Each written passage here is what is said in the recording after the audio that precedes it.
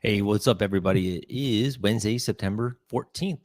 And today we're going to talk about the ETH merge, obviously coming up very soon, what that means in general, as well as the Do Kwon arrest warrant that is out, and some real estate news as always. So, going to jump into the first story. So, aforementioned Do Kwon, Luna and Luna Classic tokens plunge as South Korea issues arrest warrant for Do Kwon.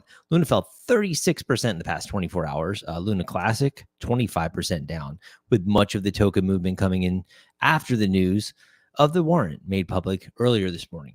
So basically, obviously, we all know the story of him, the $40 billion Terra ecosystem and algorithmic stablecoin, which is the first domino to fall in this year's crypto winter.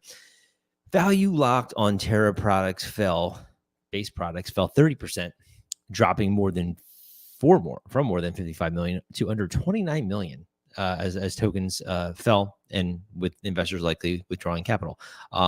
If you're in here in the Luna and Luna Classic space, you'll know that last week it was pumping high, right? 200% in a speculative rally following the release of a fundamental catalyst on Luna Classic, the network's old tokens. Those gains were mostly reversed as traders took profits in the following days and are now nearly negligible as Luna tokens slump back on the market, with Monday's kind of punch in the gut. What that's worth, we will certainly follow this Do Kwon arrest warrant. Moving in here, we're going to look at the ETH merge, what that means. A couple things Decrypt put out that were really good. First thing, it's not going to make anything faster. The new proof of stake does not mean anything's going to move at a faster pace. They're saying because it only means the blocks are produced 10% more frequently than they are on proof of work. So you're not going to see much of a speed of transaction if that's what you were hoping for. Second one, it's not going to be any cheaper. Everyone talks about the gas fees. The networks, they put notoriously high fees, have put some people off the blockchain altogether, moving to Solana, Avalanche, Tezos to mint their NFTs because it gets pricey, right? But contrary to what you think, this upgrade will not make it any cheaper either. So not going to get any faster, not going to get any cheaper. The merge is a change of consensus mechanism, not an expansion of the network capacity, therefore not resulting in lower gas fees. That's from the Ethereum Foundation. Third one, merge will not make it deflationary because the monetary policy will change, right? So the common misconception is the blockchain's native crypto will become deflationary, but it won't. The proof of stake will add deflationary pressure to cryptocurrency because less crypto will be rewarded to those keeping the network secure than before with proof of work. And finally, what does this mean for investors, retail investors? Well, basically nothing. They're saying that people holding some Ethereum on an exchange, those lucky people who actually used it to buy an NFT. According to the experts, the merge really doesn't mean anything. Shouldn't really matter at all to you if you are holding ETH on an exchange. So obviously, somebody we'll all know a lot more tomorrow, but something I wanted to share with you as well. Moving into this EDX market, Schwab, Citadel, Fidelity, other Wall Street firms are starting a crypto exchange, EDX markets, following the announcement of BlackRock allowing institutional clients a way to invest in cryptos. Their board of directors said crypto is a $1 trillion global asset with over 300 million participants and pent-up demand for millions more. Unlocking this demand, their exchange demand requires a platform that can meet the needs of both retailers, their retail traders, and institutional investors with high compliance and security standards. So the trading platform will be provided by Members Exchange, MEMX, U.S. stock market owned by a consortium of financial firms, including some of EDX's creators. So interesting news. Obviously, Fidelity seems to be big into crypto in general, and this kind of proves it to be even more valid. So we'll see where this EDX markets goes and this exchange, how it launches and how it fares once it does. Moving into some real estate, combining the crypto and the real estate. Two of my favorite topics. And when they can sort of merge together, that's my favorite type of story. According to this article, this company in the Cayman Islands, they sold a private home for $5 million, more than $5 million in cryptocurrency. Now, there aren't many, as we know, when we see these things in Florida, we see sales in, Portugal, wherever it might be. We don't get many details of the currency used. We don't get many details of who the buyer was, who the seller was.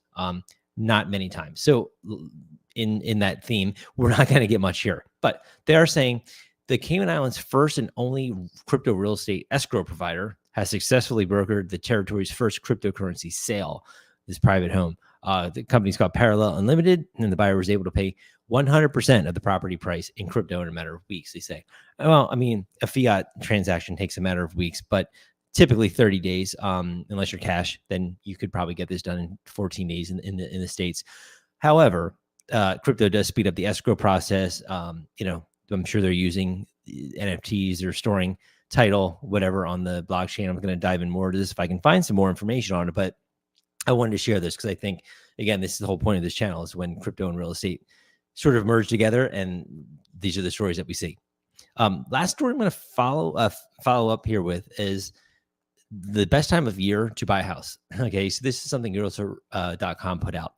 They're saying that this year, 2012, September 25th through October 1st, are, according to their data, declared the best week of the year nationally to purchase a property. Traditionally, about 8.4% more for sale. As a big bonus for buyers, properties are usually priced at an average around $20,000 less than usual. They're saying, according to their economic data analyst, Hannah Jones, the best time to purchase homes the last week of September, historically when the market is the most hospitable to buyers. Typically early fall, fewer buyers, more homes on the market. Housing market is coming down from the summer rush. People want to get into those houses for the school year to start so they can hit that district or whatever school they want to get their children into and be there way before September, depending on what state you live in and when your school year starts. But ideally, you want to be in there in the summer. And by summer, I mean before the actual September 21st or whatever the first day of fall will fall, each year.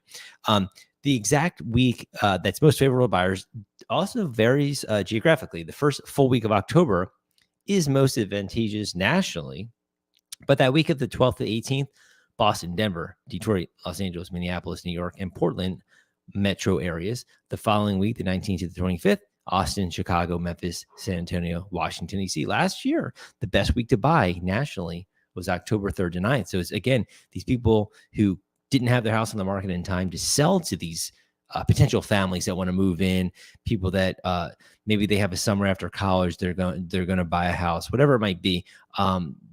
They've already bought or they've already moved in. So it is these people who couldn't get ready in time, sort of like the people who have to try to go to the market over the holiday break. People just don't want to go and look at an open house, Christmas, Hanukkah, whatever you celebrate, because it's just, you want to be with friends, family, and not out house, maybe yours are in the snow. It's very hard to show houses over a holiday break. So you often see this between Thanksgiving and Christmas here in the United States, actually through New Year's Day for most places, but it does vary geographically. But that is one thing you do see on a national level. So that is my last story here today. I hope you all have a great rest of your night.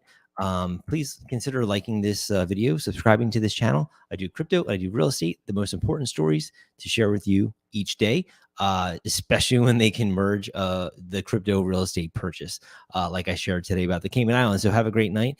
I will stream tomorrow, and hit me up in the comments. Let me know if you have any feedback, and we will see you all tomorrow.